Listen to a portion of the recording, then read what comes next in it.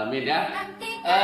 Pada hari ini kita bisa berjumpa kembali ya di pertemuan yang keempat. Alhamdulillah kita bisa berjumpa, mudah-mudahan kita dalam keadaan sehat walafiat. Baik, pesan selanjutnya untuk mengabsen kehadiran kalian pada hadir atau tidak ya. Al-Fatan, Dwi Ayu Nur Kartika, Citra Rahma,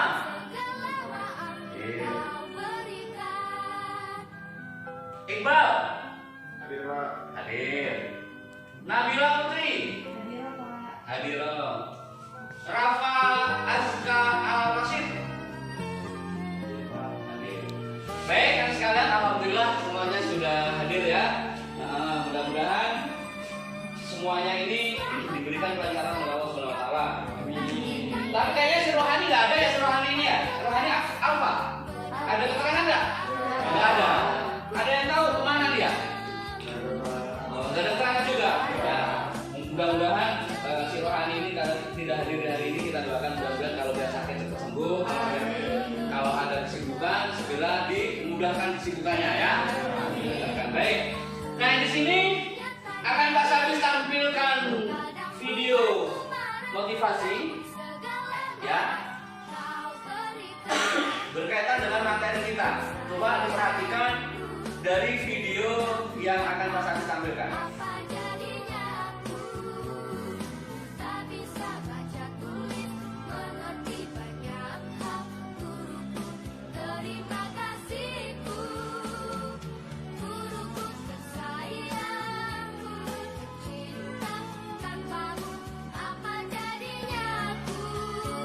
Coba kalian mengamati apa yang bisa kita petik.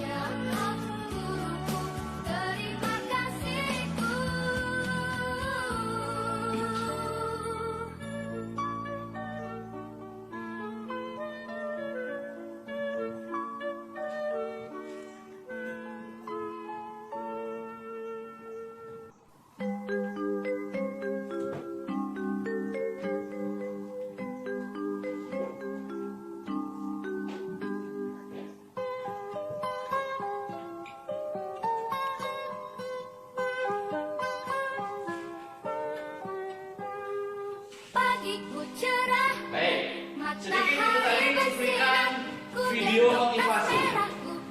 Ada yang bisa memberikan analisa apa sih yang disampaikan, pesan yang disampaikan dalam tayangan video berikut ini tadi.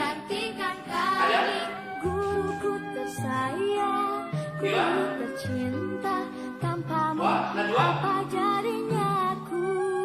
Irma? Tak bisa Coba, apa yang kamu tulis, mengerti ambil, yang kamu petik tadi?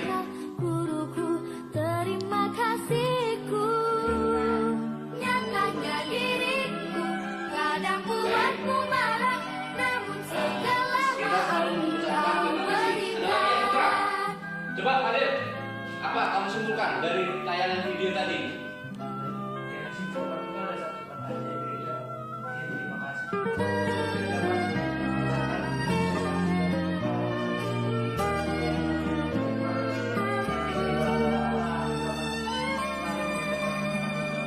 Selamat pagi semua, ku nantikan dirimu di depan kelasku, menantikan kami.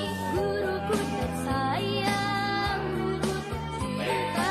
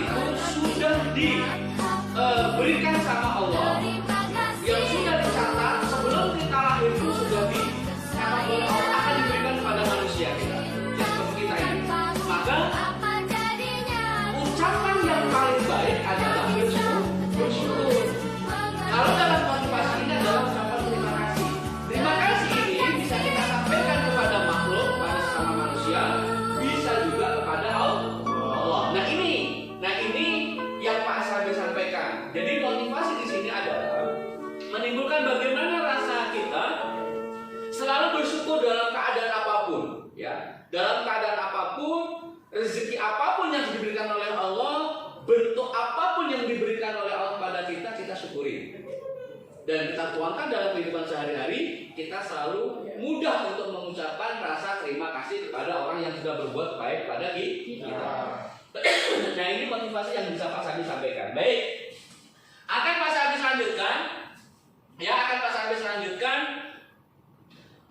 materi kita, materi Pak Sabi, yaitu tentang iman kepada qada dan qadarnya Allah Subhanahu wa taala.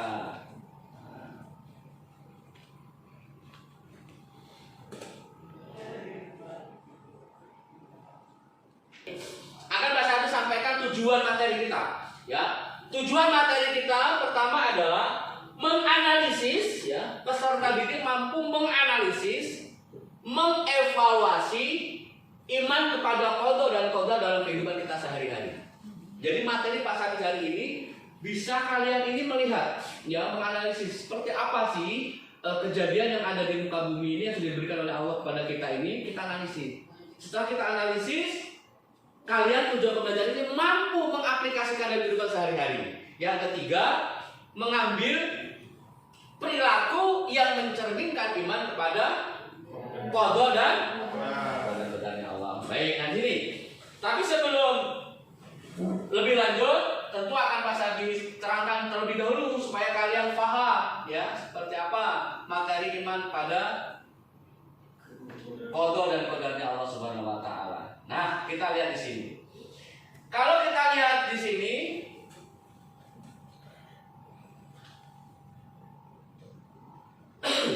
qada dan qadarnya Allah ini bagian dari rukun iman. Iman yang keberapa? Yang keenam. Yang pertama apa? Iman kepada Allah. Terus? Beriman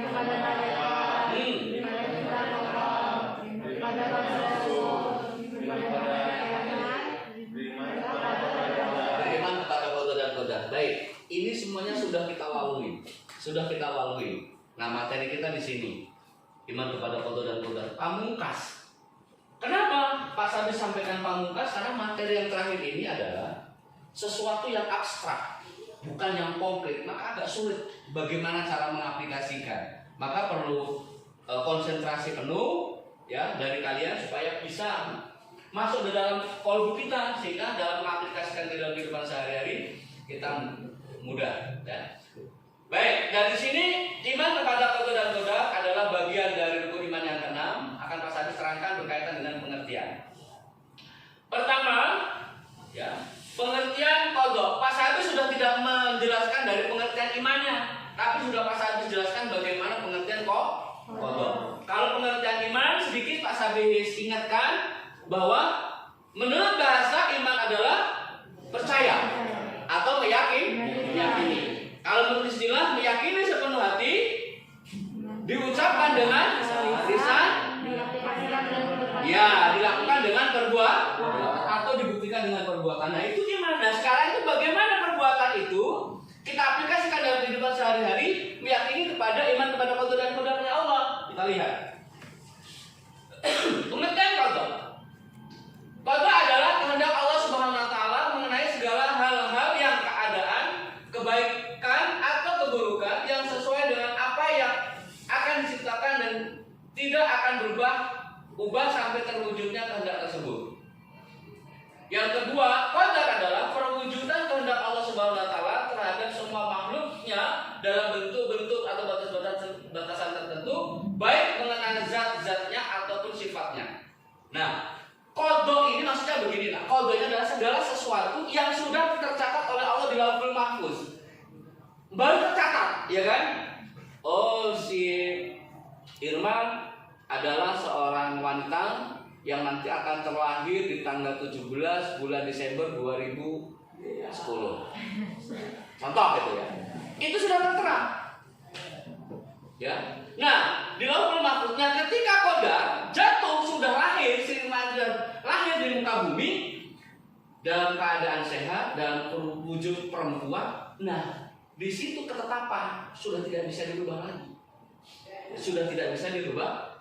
Yang itulah yang dikatakan perwujudan atau ketetapan oleh Allah yang sudah ditentukan oleh Allah tadi, yang sudah dicatat oleh Allah di Lauhul Mahfuz. Dari pengertian ini nyambung? Oke.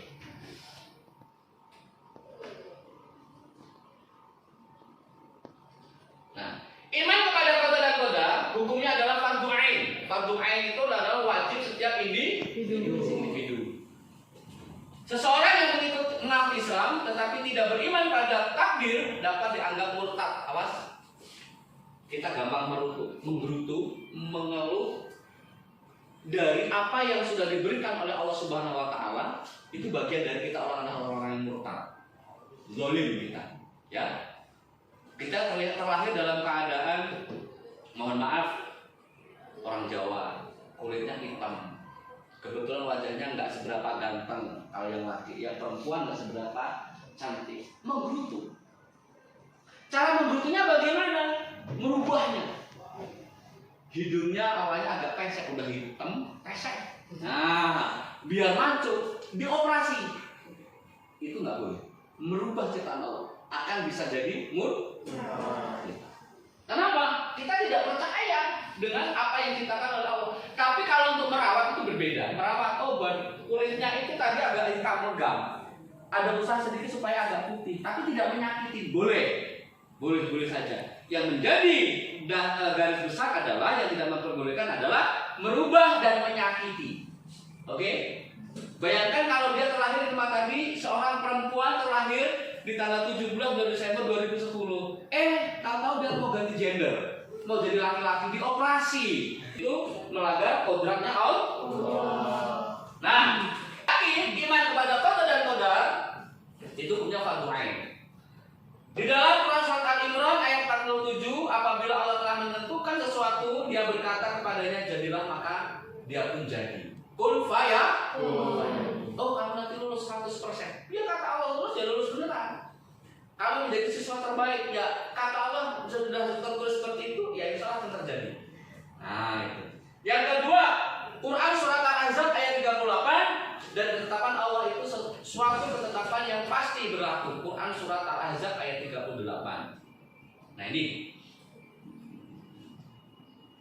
Nah, di sini baik akan bahasa bisnis bagi kelompok, ya, bagi kelompok. Nanti sedikit kalian simpulkan tanda-tanda keimanan kepada qada dan qadar seperti apa, ya?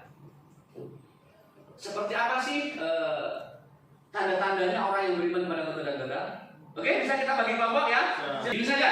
Kelompoknya putra dan putri saja. Baik ya, yang putra coba bersini berdua.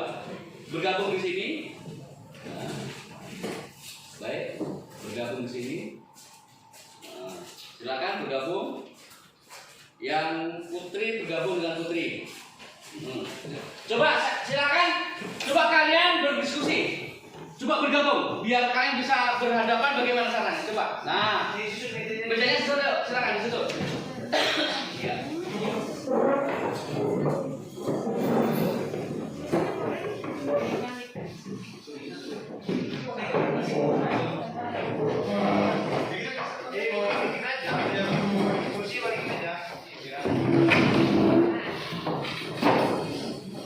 Cukup begitu cukup kan? Ya, baik. Nah, ini langsung berhadapan aja. Nah, baik.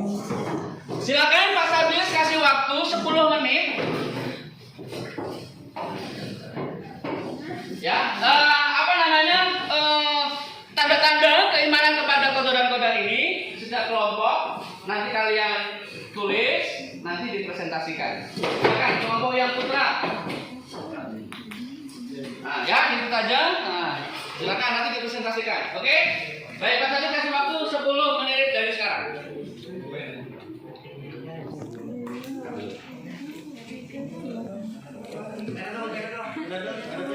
Ada pena? Baik, ini Pak Sabis. Terima kasih Pak. Oke. Silakan.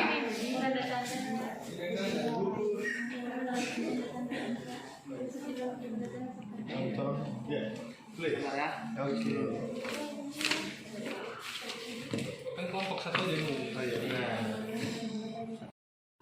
Baik kan sekalian? Baik, tugas sudah selesai ya? Ya, tolong presentasikan dari hasil kalian diskusi pada hari ini berkaitan dengan materi iman pada qada dan qadar. kepada konto dan koda. Silakan. Kelompok 2 silakan maju ke depan. Kalau ada yang mewakili.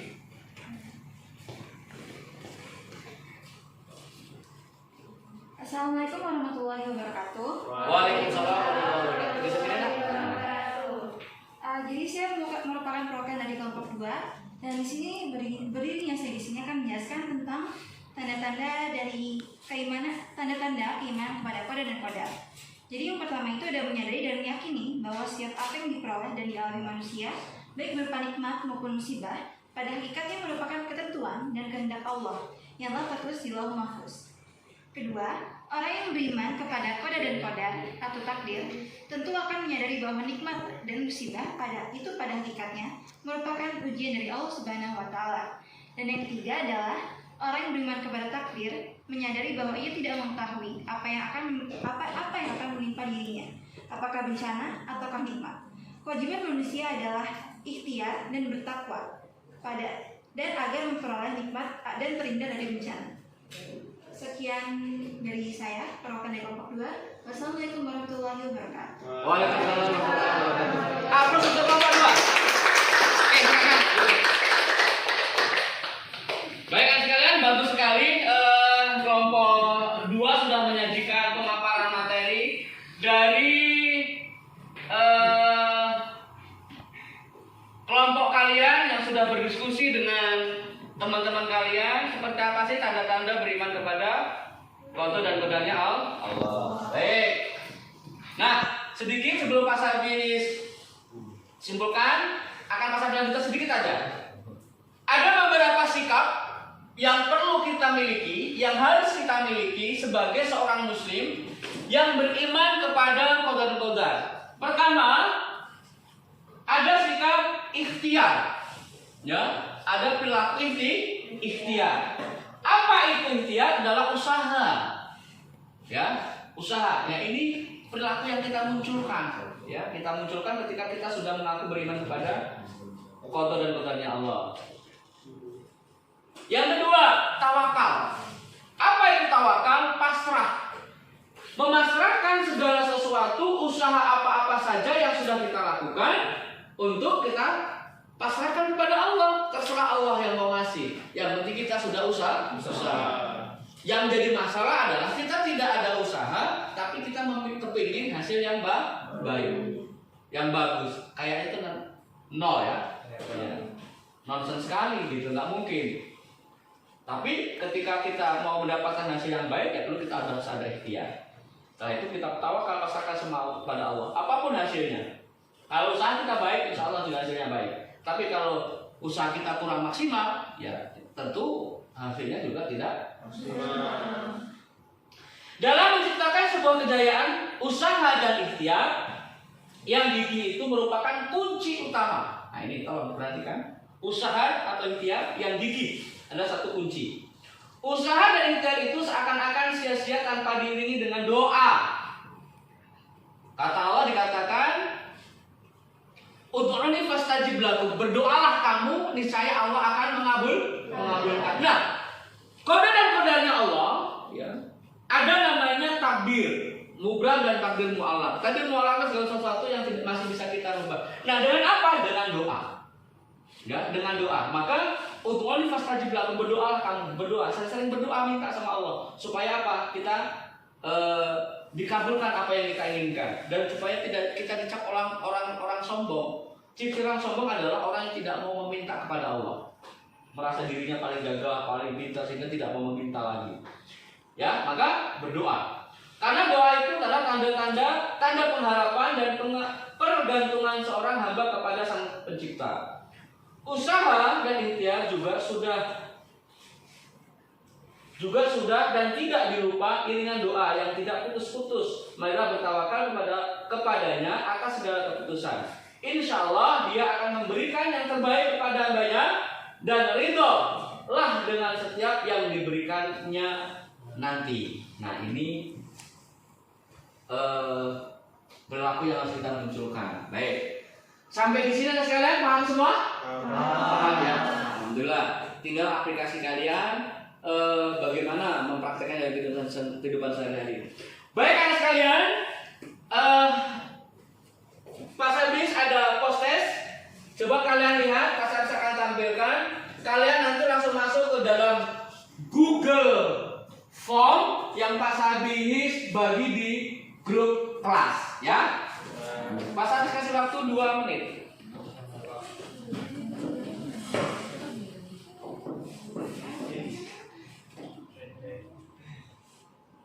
Ya, berkaitan dengan materi kita, yaitu beriman kepada qada dan qadarnya Allah Subhanahu wa taala.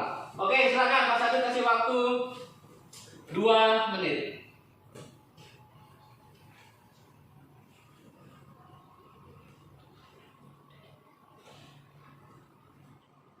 Baik, cukup? Baik, cukup ya. Baik sekalian, Pak Sabit cukupkan sampai di sini materi kita pada materi iman pada qada dan qadarnya Allah Subhanahu wa taala. Baik, sedikit menghadap ke Pak Sabit semua, fokus. Oke, silakan kembali menghadap Pak Sabit. Enggak apa-apa, duduknya sambil santai saja, enggak apa-apa.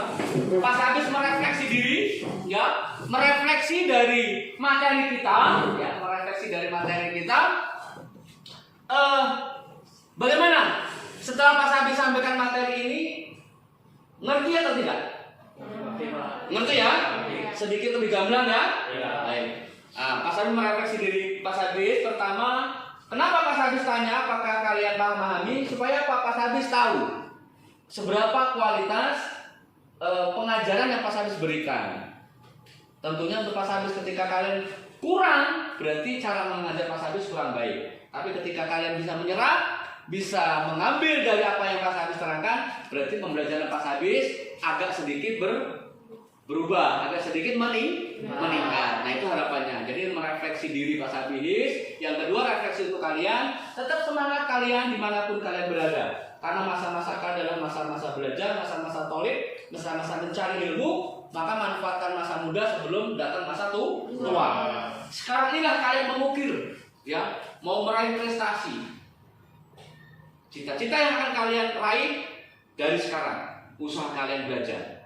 Tidak ada yang sia-sia, ada Pak Sabis sampaikan di depan tadi bahwa tidak ada yang sia-sia ketika kita mau belajar, mau berusaha untuk menggapai cita-cita itu. Tapi kalau kita santai saja di rumah, ya mungkin tidak akan berhasil.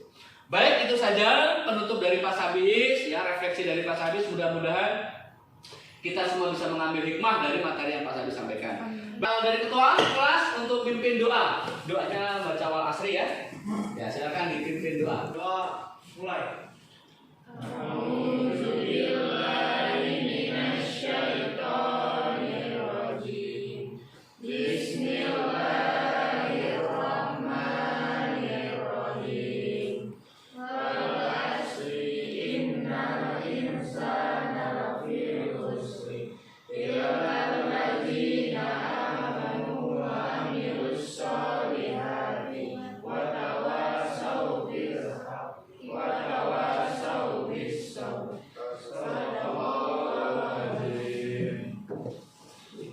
Beri salam. Assalamualaikum warahmatullahi wabarakatuh. Waalaikumsalam warahmatullahi wabarakatuh. Baik, kita cukup sampai di sini. Sekali lagi kita baca lafaz hamdalah.